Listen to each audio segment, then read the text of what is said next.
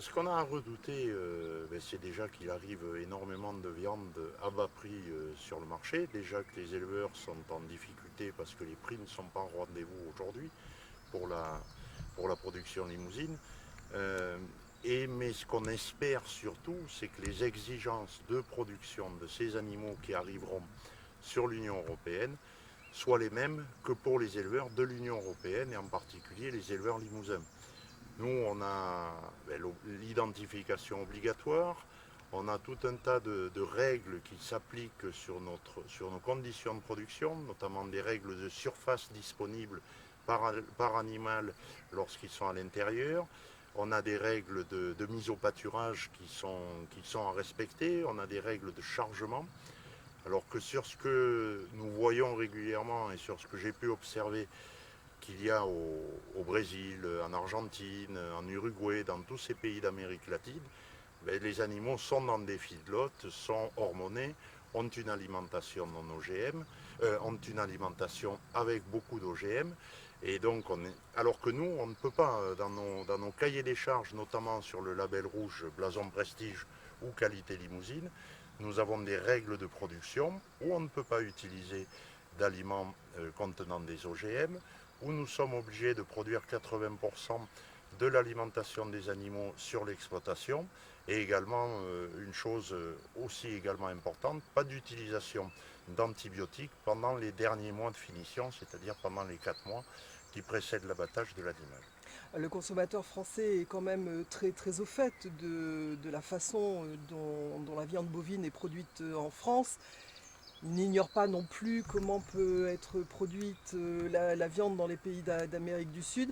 Vous pensez véritablement que le consommateur pourrait laisser la production française au profit de cette viande importée? Ouais, déjà, c'est le prix fait beaucoup de choses.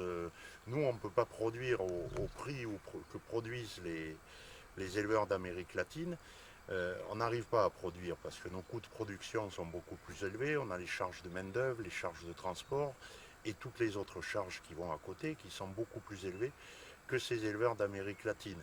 Il faut que le consommateur fasse très attention quand il achète. Il faudra peut-être que nous éduquions le consommateur de manière à lui apprendre à vraiment lire les étiquettes. Bon, il y a le petit logo label rouge qui est vraiment la garantie parce que le label rouge ne se produit qu'en France, notamment.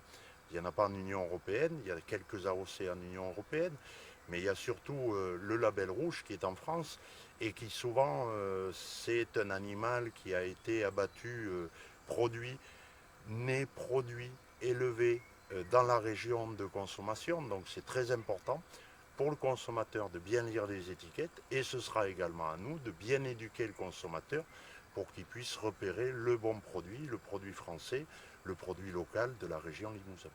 Attendez-vous une aide de la part du gouvernement, voire des politiques, je pense aux députés et aux sénateurs, pour avoir des garanties par rapport aux importations de viande qui risquent d'arriver relativement rapidement?